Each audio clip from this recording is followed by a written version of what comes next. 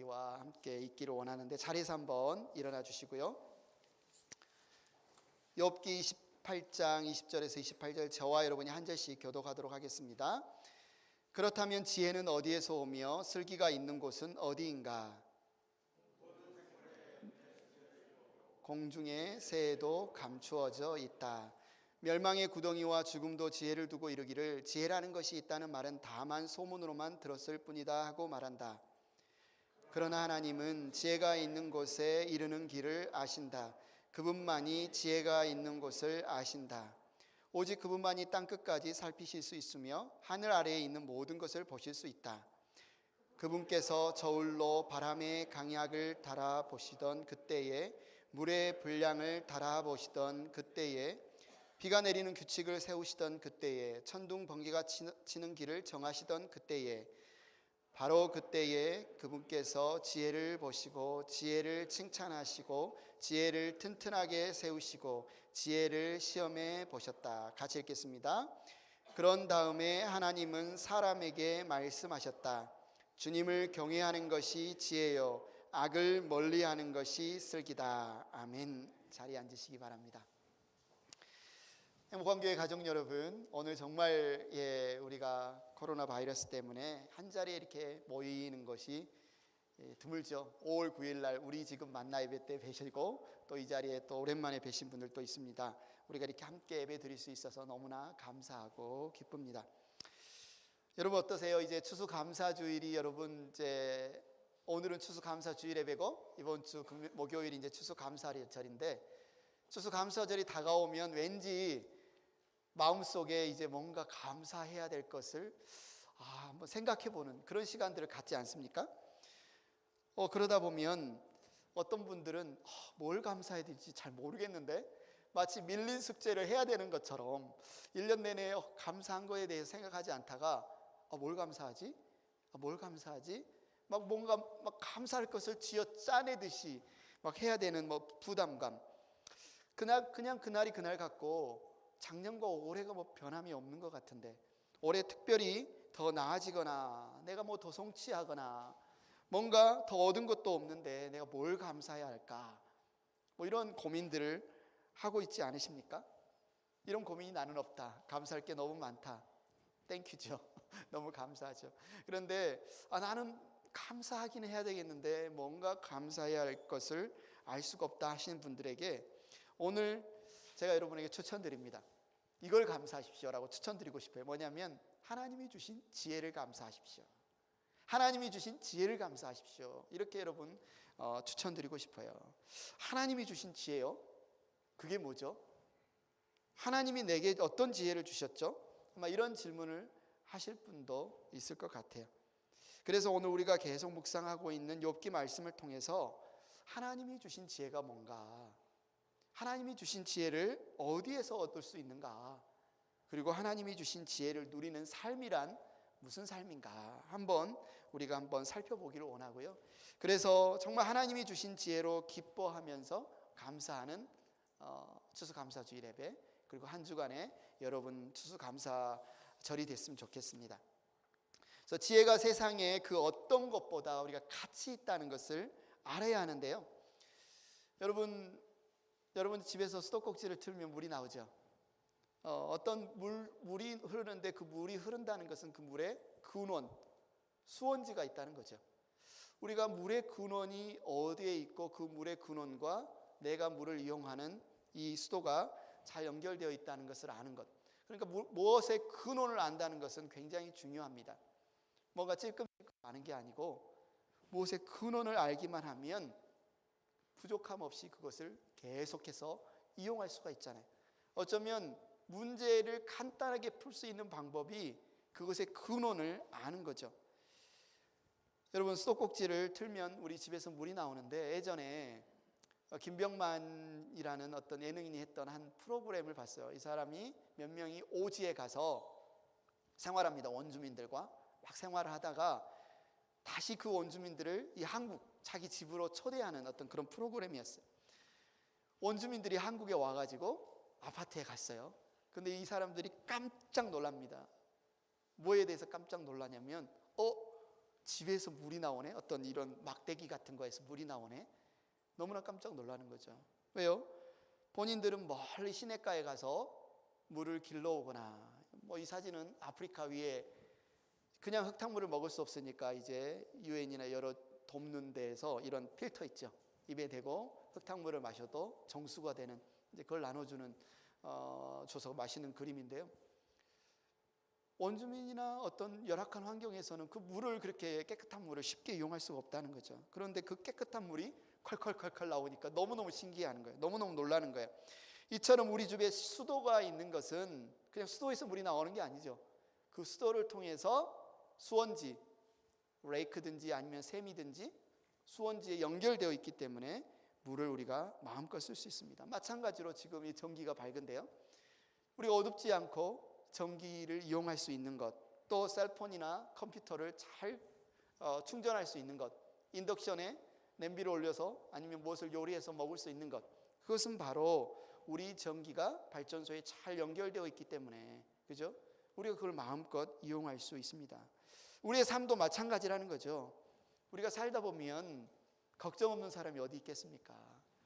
염려 없는 사람이 어디 있겠어요? 그러나 우리의 삶이, 우리의 인생이 지혜와 연결이 되어 있다면, 지혜의 근원과 연결이 되어 있다면, 물이 끊길 걱정 없이 마음껏 수도를 이용하는 것처럼, 전기가 끊길 걱정 없이 마음껏 전기를 쓰는 것처럼, 어쩌면 인생의 염려와 걱정이 찾아오기는 하지만 그것을 이겨내고 우리의 삶을 지혜롭게 살 수 있다는 말이죠.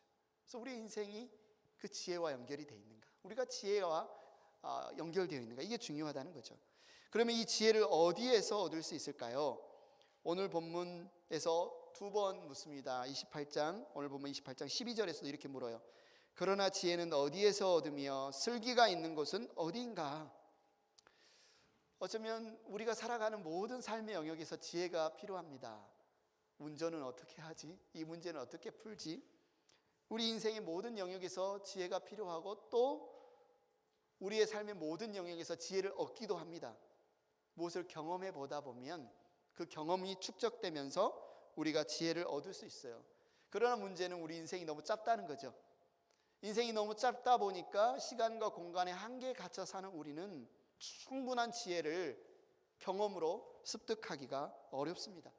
그걸 다 경험하기 전에 이미 한계치에 부딪히기 마련이죠. 그래서 참된 지혜를 얻는 방법은 지혜가 내 안에서 나오는 게 아니구나 라는 걸 아는 거예요. 내가 가지고 있는 지혜로 충분하지 않구나, 이 사실을 인정하는 겁니다. 그래서 지혜의 근원을 찾아 나서는 것, 이것이 어쩌면 참된 지혜를 얻을 수 있는 첫 걸음이라고 할 수 있죠. 요즘 인생을 100세 인생이라고 합니다. 100세 인생. 그래서 많은 사람들이 100년의 그래도 인생을 기대하고 있지만, 그러나 100년을 산다고 한들 이런 지혜가 축적되기는 충분하지 않다는 겁니다. 왜요?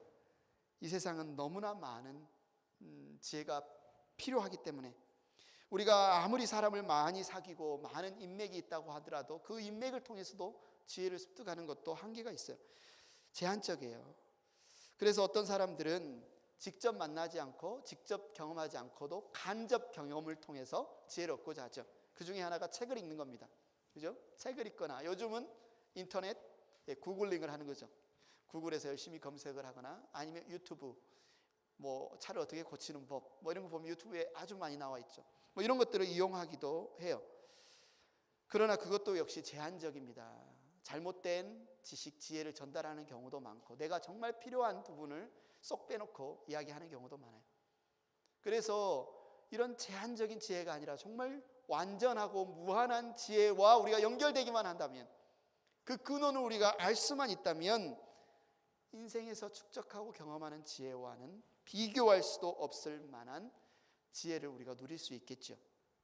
이처럼 세상에는 지혜를 얻고자 하는 다양한 사람들의 모습이 있어요. 어떤 사람들은 자기 안에서 자기가 판단하고 자기가 아이디어를 내고 이런 비즈니스를 해야지, 이렇게 사람을 만나야지, 자기에게서 지혜를 찾는 사람. 또 어떤 사람 이웃에게서 이거 어떻게 하는 거예요? 이거 어떻게 고치는 거예요? 좀 연륜 있는 이웃에게서 지혜를 찾기도 하고, 어떤 사람들은 학구적으로 책을 보고 공부하기도 하고, 저와 여러분처럼 하나님을 알고 믿는 사람들은 지혜의 근원이 있지, 우리가 지혜의 근원을 찾아보자라고 지혜의 근원을 찾아 나서는 사람들도 있습니다. 왜 사람들은 이렇게 지혜를 얻고자 함에 있어서 다양한 반응을 보일까? 왜 사람들은 자기 안에서 어떤 사람은 지혜를 찾으려고 할까? 어떤 사람은 왜 그냥 옆에 있는 사람에게 그냥 물어보려고 할까? 아니면 책에서 지혜를 찾으려고 할까? 왜 지혜를 얻고자 하는 사람들의 이런 시도들이 다양할까? 그 이유에 대해서 오늘 성경 18절은 이렇게 말하고 있어요. 지혜는 사람에게서 발견되는 것이 아니다. 사람은 어느 누구도 지혜의 참 가치를 알지 못한다. 사람들이 지혜를 그냥 이 세상에서 찾고자 하는 것은 지혜의 진정한 가치를 알지 못하기 때문에 그렇다고 성경은 말하는 거죠. 지혜가 얼마나 가치 있고 지혜가 우리 인생에 얼마나 필요하고 지혜가 그 근원을 아는 것이 얼마나 우리에게 절실한 것인지 그것을 알지 못하기 때문에 사람들은 그냥 물건 사듯이 아니면 잠깐 문제를 풀듯이 주변에서 그냥 지혜를 찾고자 시도한다는 거죠. 욥기 28장 15절부터 쭉 수많은 보석들이 나와요. 금, 은, 무슨 그죠? 귀금속들이 나오는데 지혜는 금을 주고 살 수도 없고 은으로도 그 값을 치를 수 없다. 한마디로 이 세상의 그 어떤 값진 것으로도 지혜를 살 수가 없다는 겁니다. 그것과 바꿀 수가 없다는 거예요. 지혜는 이 세상에서 아무리 가치 있다고 하는 것, 요즘은 금은보다 반도체가 더 그죠? 귀하기도 하고 그 반도체를 만드는 히토류 광물이 더 귀하기도 하고, 그러나 그 모든 귀하다고 하는 그 어떤 것보다도 지혜가 귀하다. 그런데 요즘 사람들은 무엇이 가치 있다고 생각합니까? 다양하겠지만 공통적으로 대부분의 사람들이 우리 인생을 살아가면서 우리의 삶에서 가치 있다고 생각하는 것 중에 공통 분모 중에 하나가 돈 아닌가요? 돈. 어른도 돈을 좋아하고 아이들도 돈을 좋아하죠. 돈이라는 것이 어쩌면 그냥 종이고 쇠 덩어리일 뿐인데 왜 돈을 가치 있다고 생각하느냐? 왜냐하면 돈으로 살 수 없는 게 없다고 생각하기 때문에 그렇죠. 돈이면 뭐든지 살 수 있다. 돈이면 뭐든지 할 수 있다. 이렇게 생각하기 때문에 돈을 가치 있게 생각합니다. 여러분, 사람들이 이 지혜마저도 돈으로 살려고 해요. 돈으로 살 수 있다고 믿어요. 여러분, 많은 비즈니스맨 중에 유명한 투자의 귀재로 알려진 워런 버핏이 있습니다. 아시죠?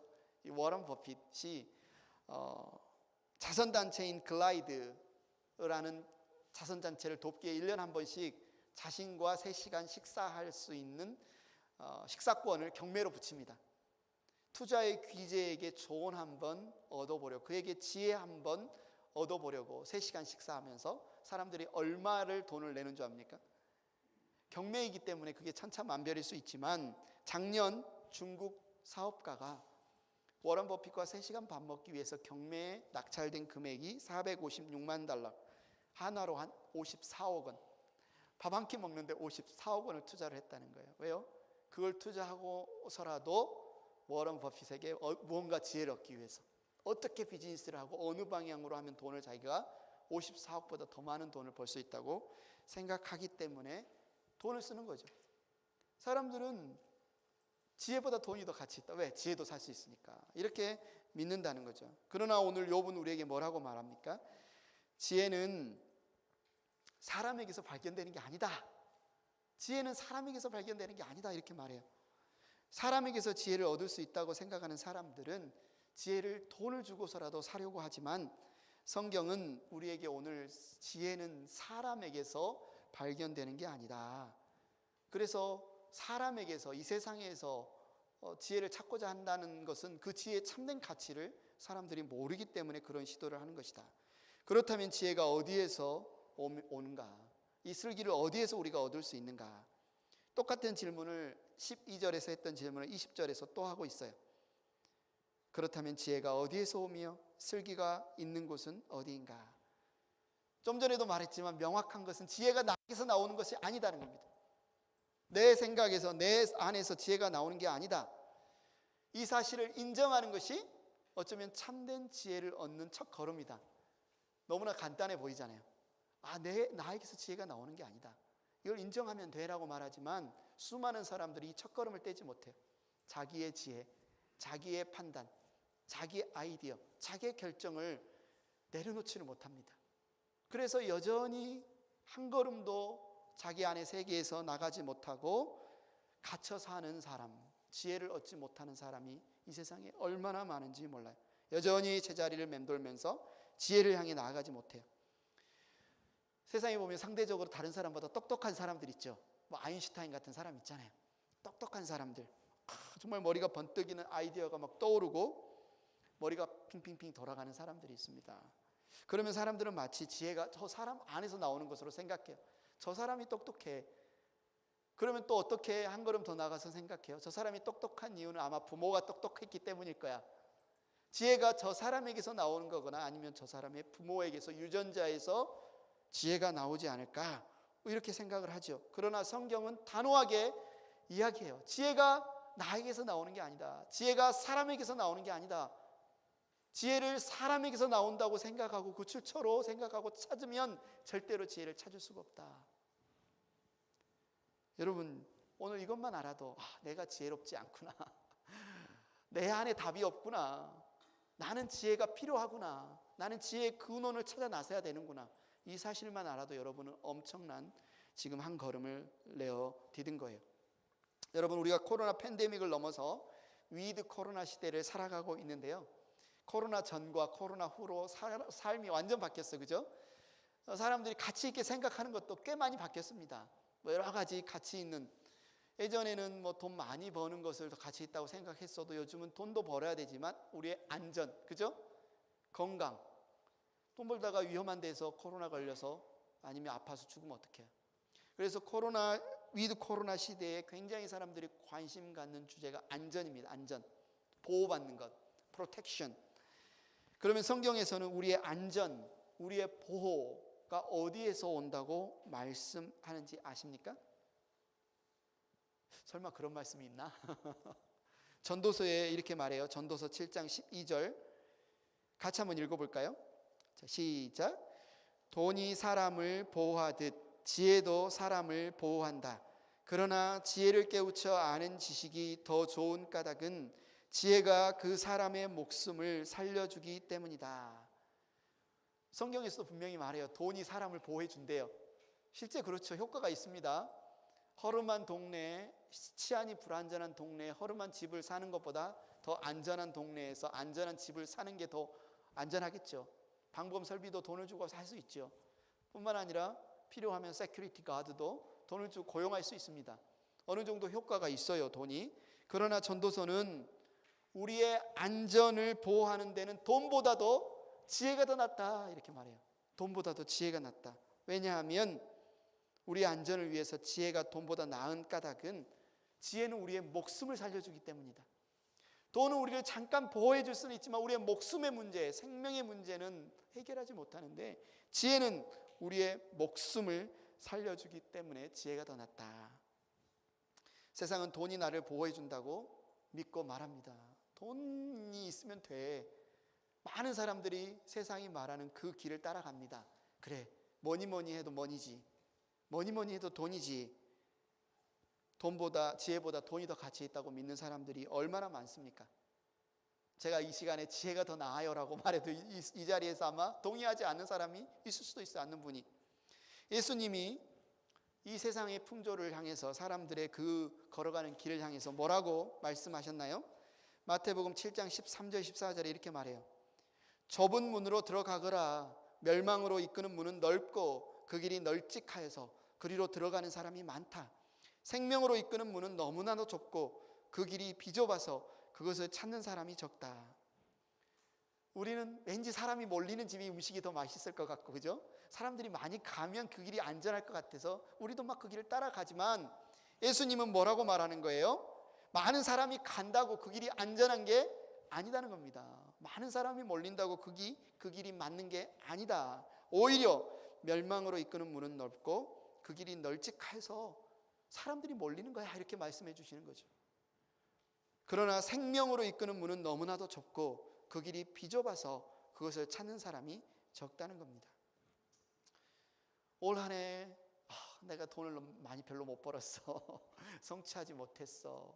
뭔가 얻은 게 없어, 뭐 이렇게 생각해서 감사할 게 없다고 생각할 수 있지만, 오히려 여러분이 지혜를 얻었다면, 지혜에 가까워졌다면, 아니면 지혜가 필요하다는 사실을 여러분이 알았다면, 내 지혜로 충분하지 않다는 것을 인정하게 되었다면, 그 어떤 것보다 여러분에게는 감사할 제목이 있다는 거죠. 많은 사람들이 돈이 우리의 안전을 지켜주고 돈이 우리의 생명을 준다고 생각해서 그 길로 간다 할지라도, 여러분만은 지혜가 더 낫다는 것을 믿으시기 바랍니다. 지혜가 여러분에게 여러분을 보호해주고 여러분을 안전하게 지켜주고 지혜가 여러분의 생명을 인도해 준다는 사실을 여러분은 아시기 바랍니다. 여러분을 위해서 기도합니다. 지혜의 가치를 알 수 있기를 우리 기도합니다. 사도 바울은 고린도 교회 형제 자매들에게 이 지혜에 대해서 이런 말을 했어요. 고린도전서 2장 6절부터 8절에 이렇게 말합니다. 그러나 우리는 성숙한 사람들 가운데에서 지혜를 말합니다. 그런데 이 지혜는 이 세상의 지혜나 멸망하여 버릴 자들인 이 세상 통치자들의 지혜가 아닙니다. 우리는 비밀로 감추어져 있는 하나님의 지혜를 말합니다. 그것은 하나님께서 우리를 영광스럽게 하시려고 영세전에 미리 정하신 지혜입니다. 이 세상 통치자들 가운데는 이 지혜를 아는 사람이 하나도 없습니다. 그들이 알았더라면 영광의 주님을 십자가에 못 박지 않았을 겁니다. 여러분, 이 세상의 통치자가 된다는 거 쉽게 되나요? 한국도 이제 대선을 위해서 막 후보자들이 엄청 경쟁을 하고 있고, 미국도 트럼프와 바이든 대통령이 통치자가 되기 위해서 굉장한 지혜를, 온갖 지혜를 다 동원하지 않았습니까? 통치자가 된다는 것, 지혜가 굉장히 필요한 일이고, 또 통치자가 되고 나서도 통치를 한다는 것도 온갖 지혜를 동원할 필요가 있습니다. 그런데 하나님은 뭐라고 이야기하냐면, 그 세상 통치자들은 하나님의 지혜를 알지 못한다. 왜냐하면 하나님의 지혜가 그들에게 감춰져 있기 때문이다. 그러면 세상 통치자들에게만 감춰져 있느냐? 아니죠. 하나님의 지혜는 이 세상 사람들에게 감춰져 있다. 어쩌면 이것이 인간의 문제이고 인간의 딜레마입니다. 정말 지혜가 너무너무 우리에게 필요한데, 지혜가 우리에게 너무너무 가치 있는데, 그런데 문제는 뭐냐면 그 지혜가 어디에 있는지를 모르는 거예요. 어떻게 그 지혜를 얻을 수 있는 것을 알 수가 없는 거죠. 그 지혜가 필요한데, 오늘 본문 23절은 말하죠. 그럼 어떻게 그 지혜를 우리가 얻을 수 있고 그 지혜에 다가갈 수 있느냐? 하나님만이 지혜에 이르는 길을 아신다. 그러나 하나님은 지혜가 있는 곳에 이르는 길을 아신다. 그분만이 지혜가 있는 곳을 아신다. 하나님은 지혜가 어디에 있는지를 아세요. 어느 길로 가야 그 지혜에 이르는지를 알아요. 우리의 인생이 어떻게 살아야 지혜로운 삶이 되는지를 아시는 분이 바로 하나님이십니다. 왜 그러느냐? 하나님이 그 길을 만드신 분이기 때문에 그래요. 하나님이 그 삶의 방식, 지혜로운 삶의 방식을 만드시기 때문에 그래요. 여러분, 요즘 젊은이들이, 공부 잘하는 애들이 가고 싶은 과 중에 하나가 컴퓨터 사이언스, 그죠? 막 컴퓨터 프로그래밍하고 코딩하고 뭐 이런 데 굉장히 인기가 많아요. 컴퓨터 프로그래밍을 한 컴퓨터 프로그래머가 하는 일이 뭐냐면 어떤 프로그램의 기본값을 정하는 겁니다. 규칙을 정하는 거예요. 그래서 그 프로그램대로 작동하도록. 그런데 하나님께서는 컴퓨터 프로그래머와 마찬가지로 이 온 우주를 프로그래밍 하신 분이 누구라고요? 하나님이시죠. 그 기본값을 정해놓고 그 규칙과 그 방식을 정해놓으신 분이 하나님이에요. 어떤 컴퓨터 프로그램에 에러가 떴어요. 누가 제일 잘 고치겠습니까? 컴퓨터 프로그래밍을 한 사람이 가장 잘 고치겠죠. 우리 인생에 문제가 있어요. 우리 인생에 답이 필요해요. 누구에게 찾아가는 게 가장 빠르겠습니까? 온 우주를 프로그래밍한 하나님을 찾아가는 게 가장 빠르죠. 좀 전에 우리가 읽었던 26절을 보세요. 비가 내리는 규칙을 세우시던 그때에 누가 비 내리는 규칙을 세웠어요? 하나님이 세웠어요. 천둥 번개가 치는 길을 정하시던 그때 누가 그 천둥을 치고 이 자연 질서를 정하신 분이 누구예요? 하나님이 정하셨어요. 과학자들이 하는 일은요, 이런 것들을 만드는, 이 법칙을 만드는 분들이 아닙니다. 과학자들은 그냥 하나님이 정해놓으신 규칙이 어떠한지를 발견해내는 사람들이 과학자들이에요. 이 모든 것을 정하시는 분, 이 모든 것을 프로그래밍한 분은 하나님이십니다. 그러면 우리가 지혜를 찾기 위해서는 어떻게 해야 된다? 온 우주를 프로그래밍한 하나님께 나아가면 된다. 지혜는 어디서 찾을 수 있다? 하나님에게서 찾을 수가 있다. 그래서 지혜를 찾고자 하는 사람들은 이 온 우주와 온 세상의 기본값을 정해놓으신 하나님을 찾아가서 하나님을 만나야 된다. 그래서 하나님을 아는 것이 지혜다. 자, 27절 28절 오늘 본문의 결론처럼 우리에게 주시는 말씀인데 같이 다시 한번 읽어보겠습니다. 시작. 바로 그때에 그분께서 지혜를 보시고 지혜를 칭찬하시고 지혜를 튼튼하게 세우시고 지혜를 시험해 보셨다. 28절 읽겠습니다. 그런 다음에 하나님은 사람에게 말씀하셨다. 주님을 경외하는 것이 지혜요 악을 멀리하는 것이 슬기다. 너무나 우리가 잠언에서도 많이 듣고 아마 너무 잘 알아요. 주님을 경외하는 것이 지혜다. 악을 멀리하는 것이 슬기다. 자, 그렇다면 우리가 이런 질문을 던질 수 있어요. 어떻게 주님을 경외할 수 있죠? 주님을 경외한다는 게 무슨 말이죠? 경외하다라는 말은 두려워하다는 말인데 리스펙, 존경하다는 말이고 하나님을 경외한다는 것은 무슨 말일까? 하나님을 아는 사람이 하나님을 경외할 수 있어요. 하나님을 경외하려면 먼저 하나님을 알아야 해요. 하나님을 안다는 게 무슨 말입니까? 좀 전에 예로 드렸죠. 여러분이 수도꼭지를 틀면 물이 나오리라는 것을 확신하게 어떻게 알아요? 경험상으로도 알 수 있지만 그 수도꼭지는 반드시 수원지에 연결되어 있다는 것을 여러분이 아시죠? 그래서 수도꼭지를 틀면 물이 콸콸콸 언제든지 나온다는 것을 아는 게 여러분이 아는 거예요. 전기도 마찬가지입니다. 스위치를 키면 전기가 들어올 것을 알아요. 어떻게 알아요? 우리 집 전선이 발전소에 연결되어 있다는 것을 알기 때문에 언제든지 스위치를 키면 불이 들어올 거라는 걸 알아요. 그럼 여러분이 하나님을 안다는 것은 무엇이냐? 여러분이 하나님과 연결되어 있기만 하면 생명의 근원이신 하나님께로부터 모든 만물의 근원이신 하나님께로부터 부족함이 없이 풍성하게 모든 것이 공급되리라는 것을 아는 것이 누구를 아는 거예요? 하나님을 아는 겁니다.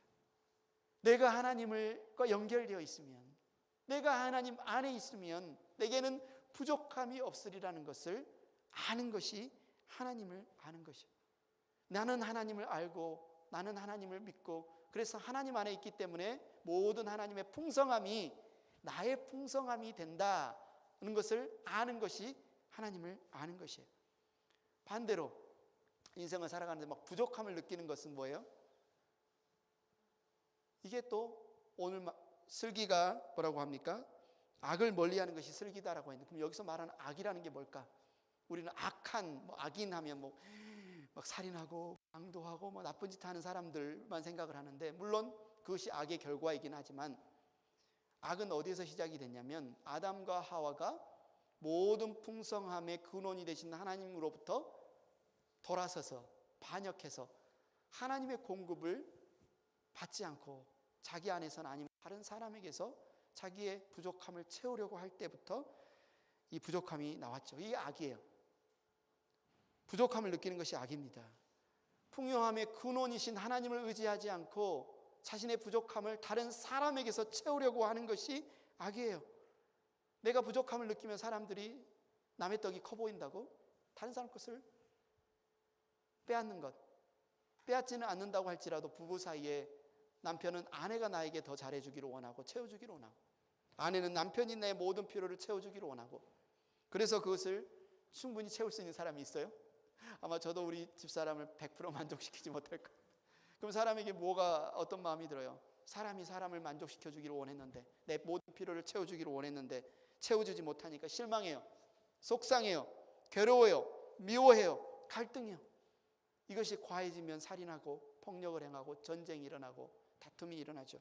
그 모든 시작이 부족함을 느끼는 것에서부터 시작하죠.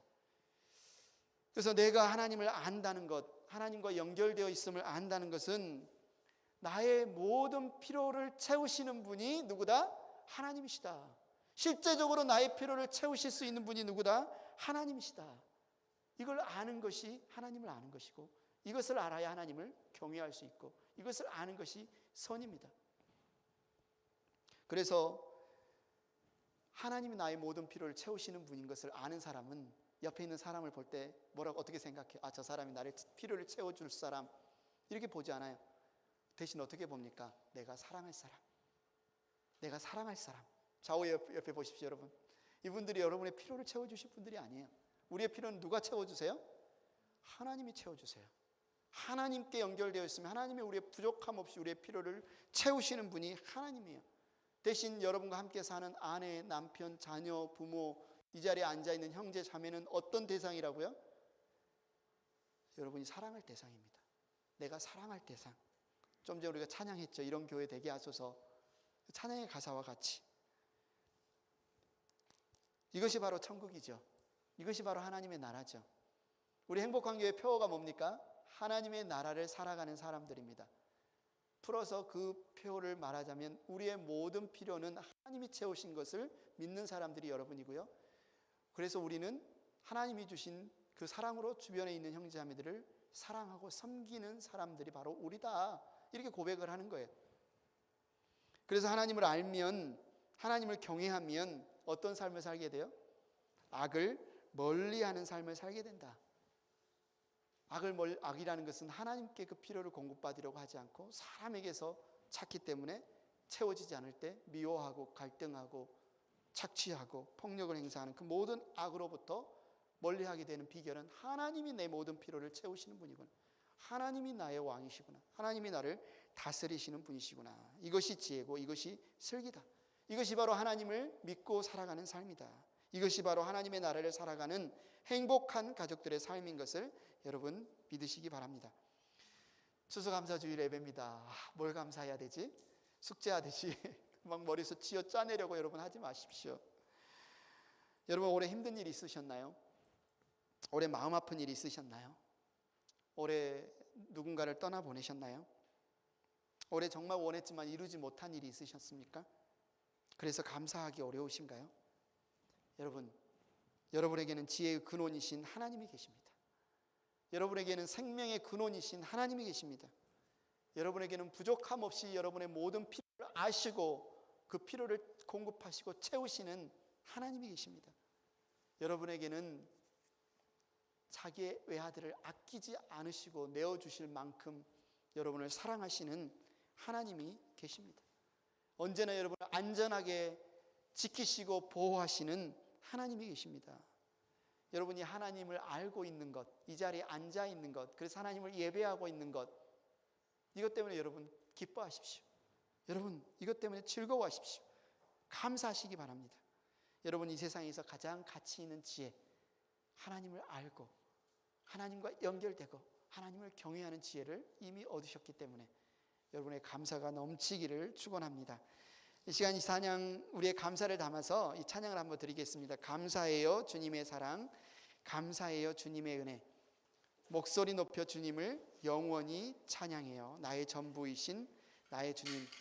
여러분의 이 감사의 고백을 담아서 우리가 이 찬양 함께 드리겠습니다.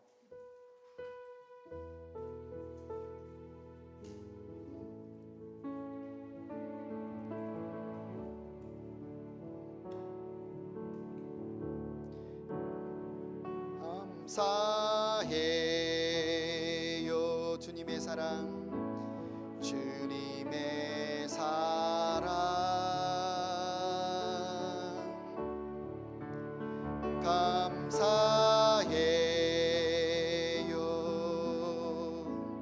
주님의 은혜. 소리 높여 주님을 영원히 찬양해요. 나의 전부이신 나의 주님. 영어로 한번 찬양할까요? Thank you Jesus. Thank you Jesus for your love to me. Your love to me. Thank you Jesus for your grace so free. Thank you Jesus for your grace so free. I'll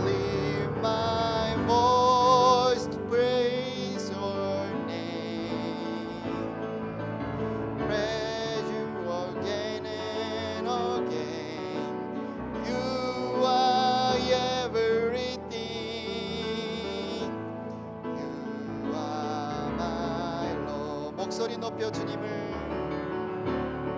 목소리 높여 주님을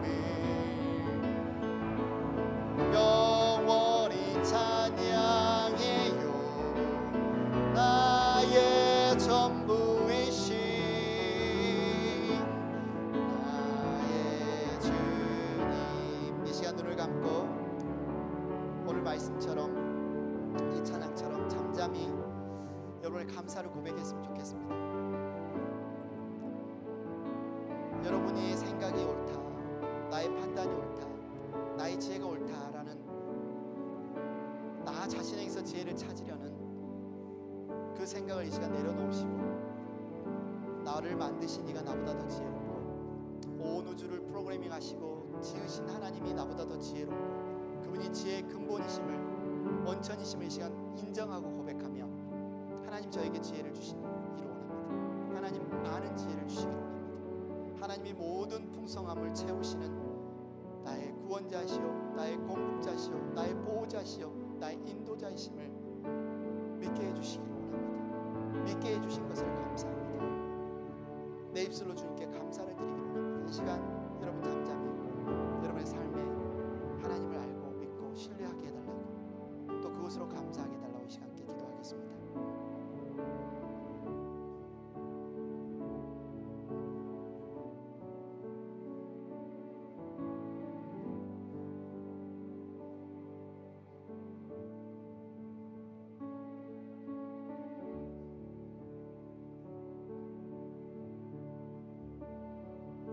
온 우주의 창조자, 온 우주의 인도자, 보호자, 지탱자 하나님께서 우리 아버지가 되어주시고 우리를 아들, 딸로 삼아주시며 우리의 안고 일어섬을 하시고 우리를 눈동자와 같이 지키시며 외아들 예수 그리스도를 아끼지 않으실 정도로, 그분을 희생제물로 내어주실 정도로 우리를 죄와 죽음에서 건져내어서 하나님의 나라로 옮겨주실 정도로 우리를 사랑하심을 감사합니다.